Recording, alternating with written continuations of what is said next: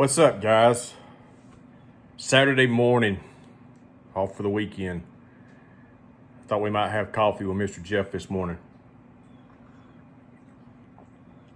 So, yeah, I'm gonna stop, take sips of coffee. You know, I don't really let people into my personal life a whole lot, especially people that I don't know, and I don't know any of y'all that I know of. I don't know any of y'all I know of. I don't know. Oh, God. No one crazy. Anyway, no fancy music playing in the background or corny music playing in the background. My son listened to my video I made yesterday, and he said, "Daddy, that music's kind of annoying." I'm like, yeah, I know. I don't have a computer anymore to edit these videos. Everything's done with my phone, and it is what it is. But I had a comment made on the video that I made, the last video I made, and I replied to it this morning, and it really got me to thinking. And I know I've talked about attitudes and different things on here before. And the comment was is that I work at elementary school that's not that big, and there's 3 custodians, and one of them doesn't do anything, really a slacker.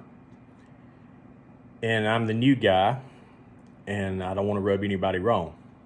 Any advice? What do? I did reply to that comment. If you see our last video that I posted on here, that I commented about that, and I'm basically going to talk about that comment because I don't care where you work, you've got slackers, and how to deal with slackers is not very easy, especially when you're not in a boss position where you can do anything about those slackers, but you're stuck with them and you have to work with them. I'm trying to get off the new job horse, okay? I think I've rode that horse long enough on here, but every job I've ever had, especially being in the school system, you've got, slackers. Custodial world, you've got slackers. I've never worked in the restaurant industry, but I can remember several years ago we was on vacation in Florida, and we was eating in a Johnny Rockets, and they was this girl that was waiting on us, and she was working really, really hard. And she was doing a lot more than anybody else in there. The other girls were flirting, and they were hanging around, doing nothing, goofing off. And I just kind of wrote her a note. And I just wrote a note on a receipt. I'm going to take this hat off. I wrote a note on a receipt, and the note basically said this is, she was a very young girl. She was probably just, 19, 20 maybe. And I just kind of wrote her a note. I said, "I've noticed how hard you're working and what you're doing and how good a waitress you are and how good a work ethic that you have. And I can tell that the people that you're working with, that they're not doing their job, that's bothering you, and it's kind of getting to you." I said, "Don't ever lose your work ethic. Don't ever lose who you are.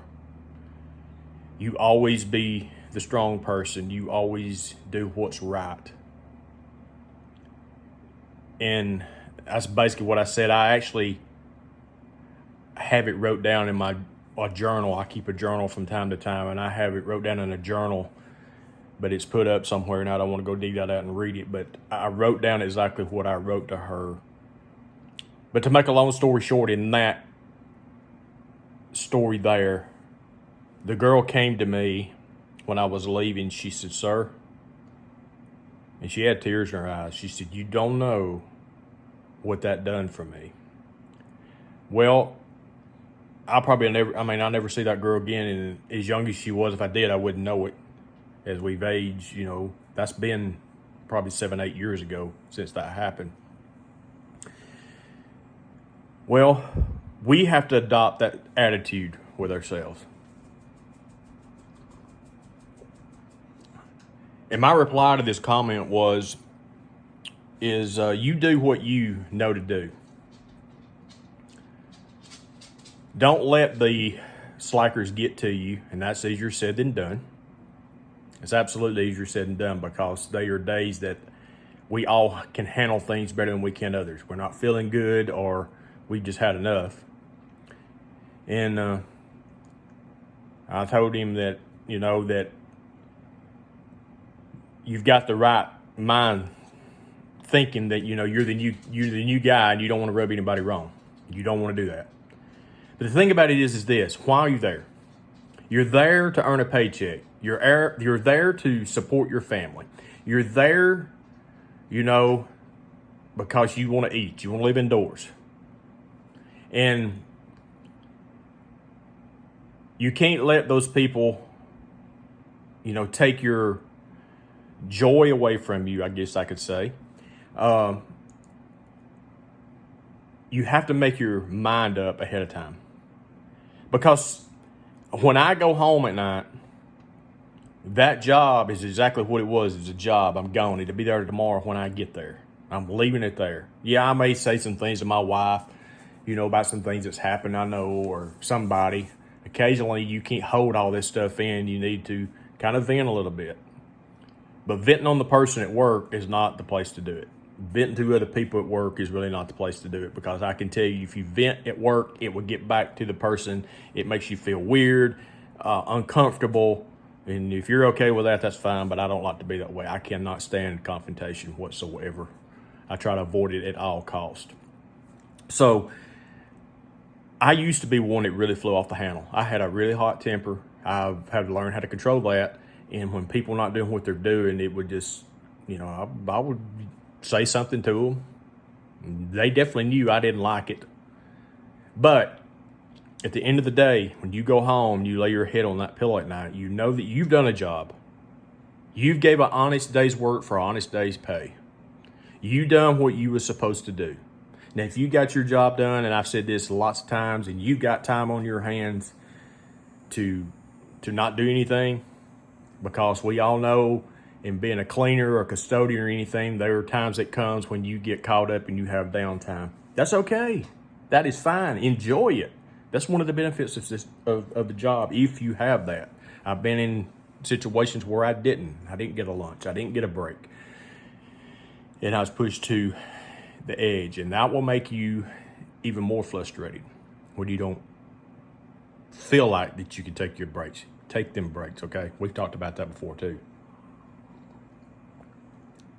But those naysayers, you got to make that mind up in the morning before you leave the house.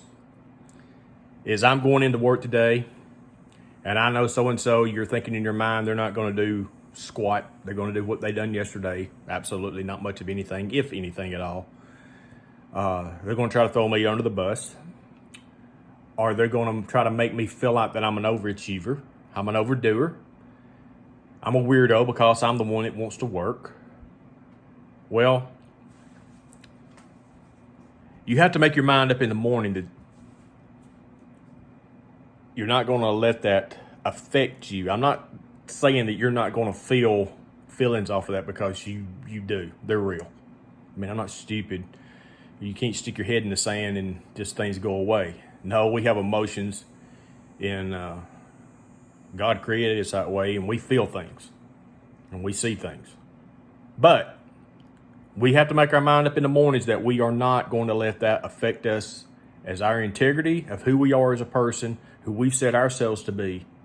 Because I had a guy tell me one time, I was talking to him about a situation at work one time, and I was telling him about, I can't get these people to do this. I can't get these people to do that. They won't do it the right way. Because I was not a paid lead custodian at the time, but I was leading a group of people in the summertime to do floors, and I was having to constantly try to get people motivated, to get people to do the job right, to strip floors right, to wax floors right, to stay busy. It was very frustrating. Well, this guy told me this, because before I tell you what he told me, I need to tell you what I was feeling. What I was feeling was I want people to like me, okay? I mean, most human beings do. Some people don't give a rip, but I'm not one of them people. I am kind of the type person, I get to a point, I don't give a rip, but I like people to like me in general. I like to get along with people as much as I can. And I said, I'm struggling with this. but yeah, I know I don't want to make anybody mad and all this kind of stuff. I don't want to ruffle any feathers. He said, go in there and do the job.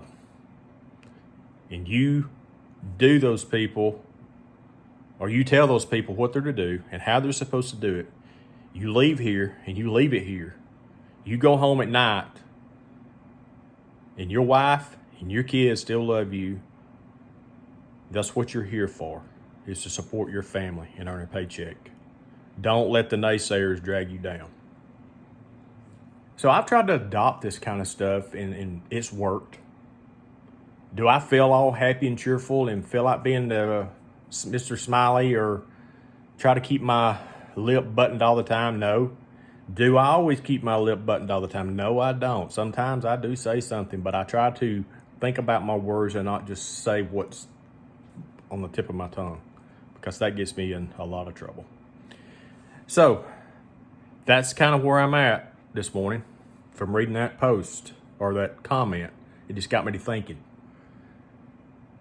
It's not always just about cleaning and where we clean and how we clean, but we got to really, really work on ourselves as custodians around people, because people can really get you, especially slackers.